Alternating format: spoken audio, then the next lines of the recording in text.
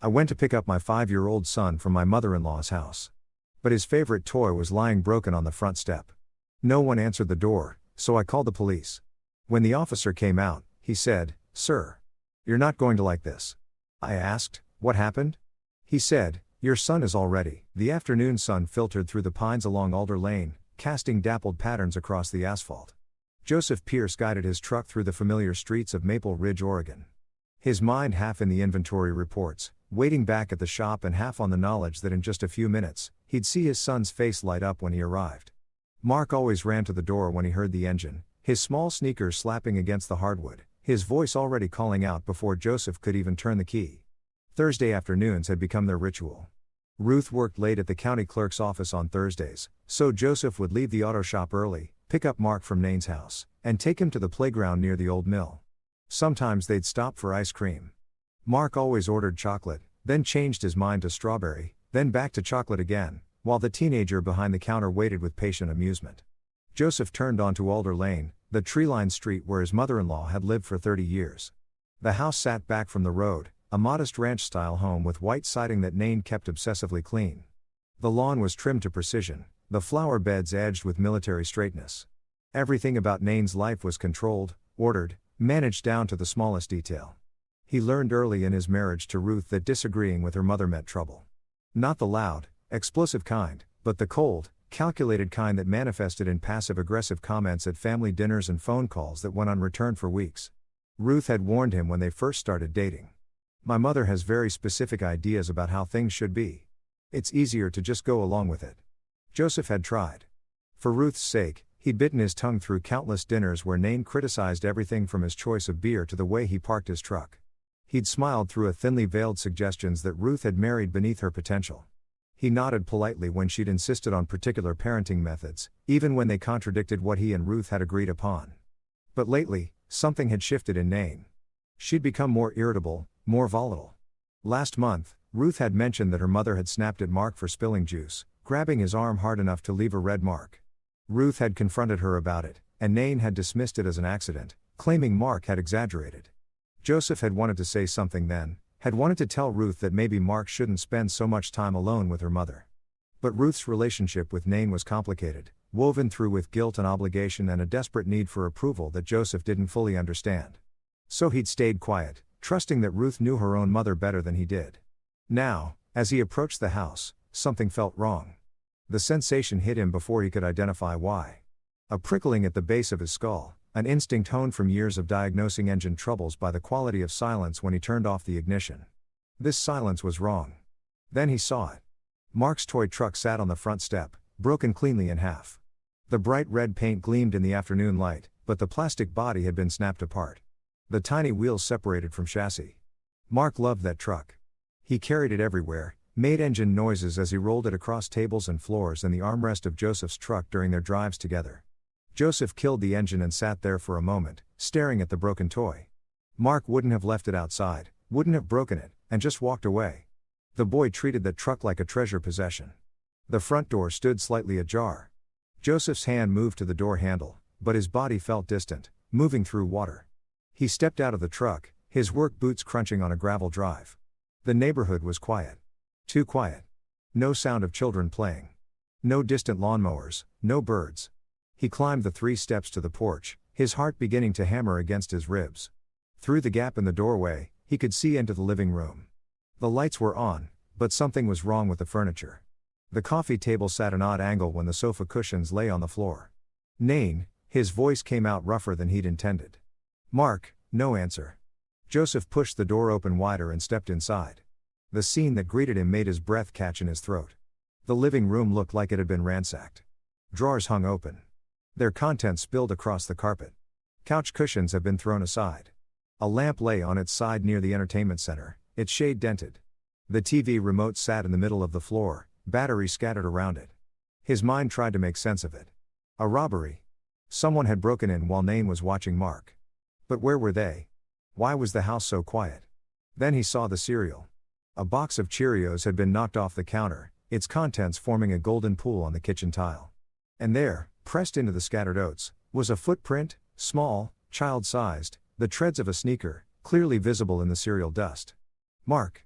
Joseph's voice cracked as he called out louder now, urgency replacing confusion. Mark, where are you? He moved through the living room, his eyes scanning for any sign of his son. The dining room was untouched. The kitchen showed only the spilled cereal and an overturned chair. He pushed open the door to the hallway, and that's when he noticed the silence wasn't complete. A faint dripping sound came from the bathroom. Joseph's hands had begun to shake. He pulled out his phone and dialed 911. His fingers clumsy on the screen. As it rang, he moved down the hallway. The bathroom door was open, the faucet running, water pooling on the floor. 911. What's your emergency? I'm at 847 Alder Lane. The house looks like it's been broken into. My son was here with his grandmother and I can't find them. Something's wrong. Something's really wrong. Sir, are you safe? Is anyone else in the house? I don't know. I just got here. The door was open. Everything's torn apart and my son's toy is broken outside and I can't find him. I'm dispatching officers now. Sir, I need you to leave the house and wait for her. But Joseph had already moved past the bathroom, past the guest room, to the door at the end of the hall. Nain's bedroom. The door was closed. He turned the handle. The bedroom was neat, untouched by whatever had happened in the living room. The bed was made with hospital corners. The dresser stood against the far wall, family photos arranged in precise rows. And there, on the floor beside the bed, was Mark. The boy lay on his side, his small body perfectly still. His eyes were closed. His face was pale. One arm was bent at an unnatural angle beneath him. And there was something dark matting the hair at the back of his head. Joseph didn't remember moving. Didn't remember dropping the phone or falling to his knees beside his son. The 911 operator's voice crackled from the phone on the carpet, asking questions Joseph couldn't hear over the roaring in his ears. He reached out with trembling hands and touched Mark's cheek. The skin was cool. Too cool. No. The word came out as barely a whisper. No. No. No. Mark. Mark. Wake up. Come on, buddy. Wake up. He wanted to scoop the boy into his arms, to shake him awake, to undo whatever had happened. But some distant part of his brain, the part that had taken a first aid course at the fire station, told him not to move the body, not to disturb anything, not to contaminate evidence. Evidence. The word felt obscene. Sirens wailed in the distance, growing closer. Joseph sat back on his heels, his hands hovering over his son's body, afraid to touch, unable to look away. Mark's favorite shirt, the one with the cartoon dinosaur, was twisted around his small torso. One sneaker had come off. The laces on the other were untied. The front door banged open and heavy footsteps pounded through the house. Police. Anyone here? Back here. Joseph's voice broke. In the bedroom, please help him. Please. Two officers appeared in the doorway, hands on their weapons, eyes scanning the room with professional intensity. The older one, a woman with gray streaked hair, pulled into a tight bun, took in the scene in a single glance. Her expression shifted from alert caution to something softer, something worse. Sir, I need you to step back. Joseph didn't move. Couldn't move. Sir, please let us do our job. The younger officer, barely out of his 20s by the look of him, approached carefully and knelt beside Mark. He checked for a pulse, checked for breathing, his movements quick and efficient.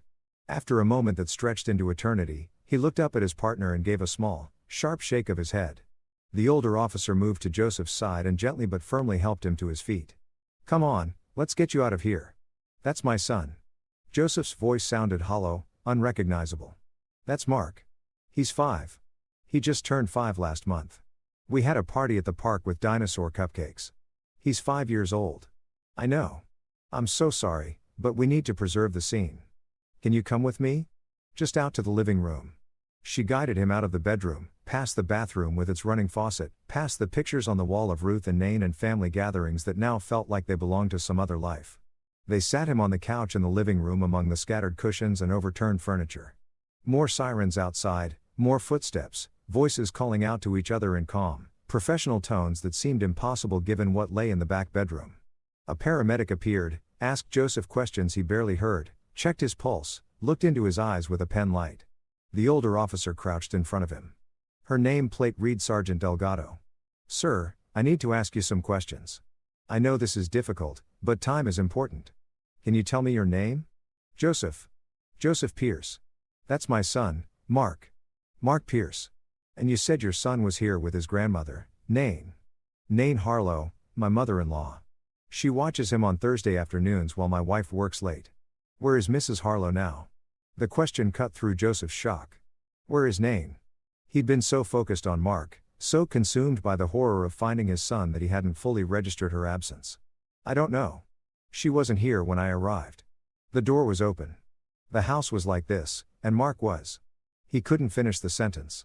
Delgado exchanged a glance with another officer who had appeared in the doorway. We need to locate the grandmother. Put out a call. Wait. Joseph's mind was starting to work again, pushing through the numbness.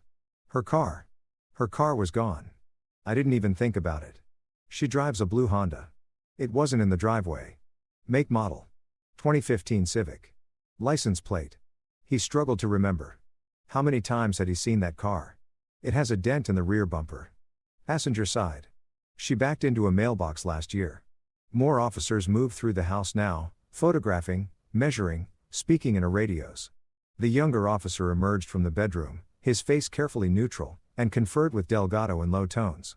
Joseph caught fragments. Head trauma. Several hours. No signs of forced entry. That last phrase registered.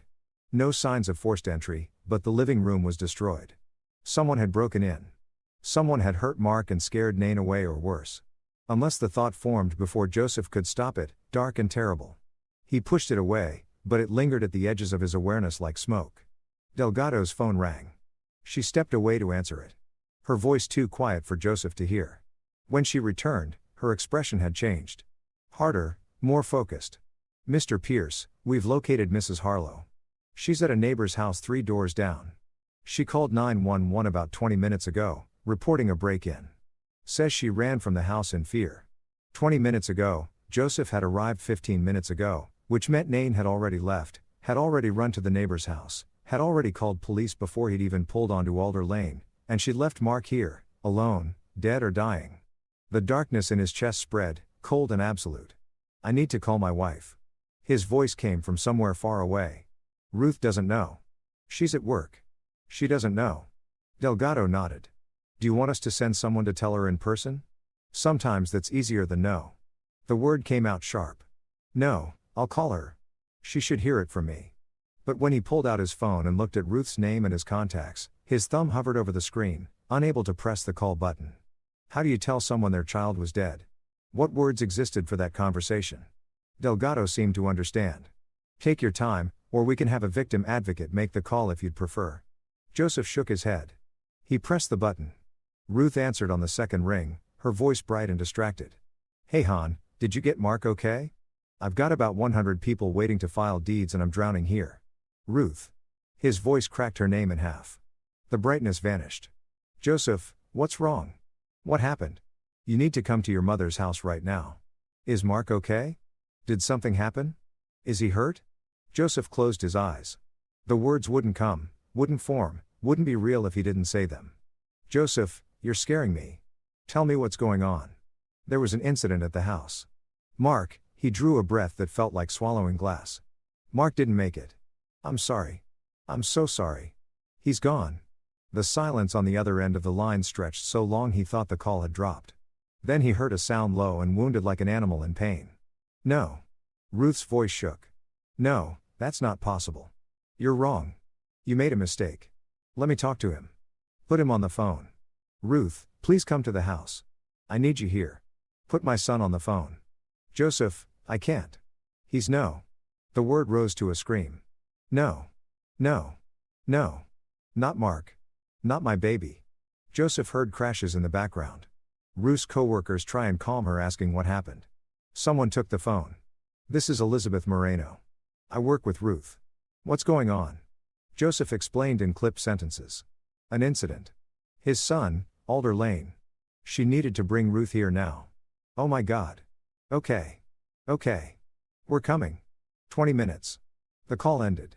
Joseph sat among the ruins of his mother-in-law's living room and stared at the broken toy truck visible through the open front door. 20 minutes felt like a lifetime and not nearly long enough. The waiting room at the Maple Ridge Police Department smelled like burnt coffee and industrial cleaner. Joseph sat in a molded plastic chair, his hands clasped between his knees, staring at a water stain on the ceiling tile above him. Ruth sat 3 chairs away, close enough to touch, but separated by a gulf neither of them knew how to cross. She'd arrived at Nain's house in a whirlwind of anguish, her co-worker Elizabeth half carrying her up the front walk. The sound she'd made